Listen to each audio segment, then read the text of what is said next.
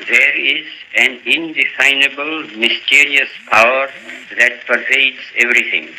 I feel it, though I do not see it.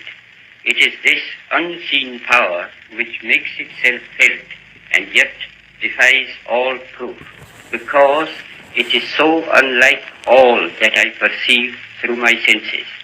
It transcends the senses, but it is possible to reason out the existence of God to a limited extent. Even in ordinary affairs, we know that people do not know who rules or why and how he rules. And yet they know that there is a power that certainly rules. In my tour last year in Mysore, I met many poor villagers, and I found upon inquiry that they did not know who ruled Mysore. They simply said, some god ruled it.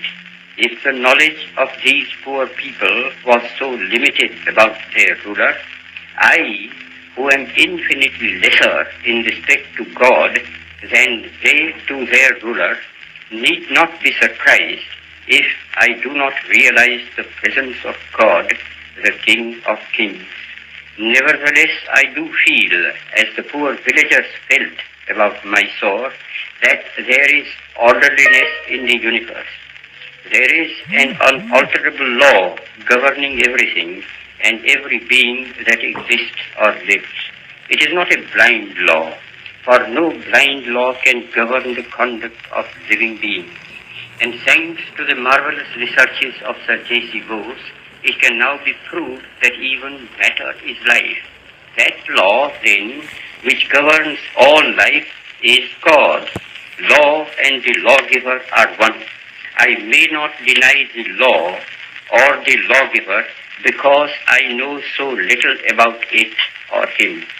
Just as my denial or ignorance of the existence of an earthly power will avail me nothing, even so, my denial of God and His law will not liberate me from its operation, whereas humble and mute acceptance of divine authority makes life's journey easier, even as the acceptance of earthly rule makes life under it easier. I do dimly perceive that whilst everything around me is ever changing, ever dying, there is underlying all that change a living power that is changeless, that holds all together, that creates, dissolves, and recreates. That informing power or spirit is God, and since nothing else that I see merely through the senses can or will persist, He alone is. And is this power benevolent or malevolent?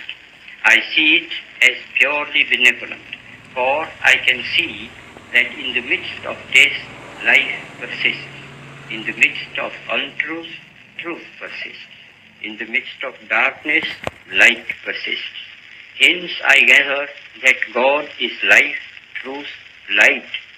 He is love. He is the supreme good.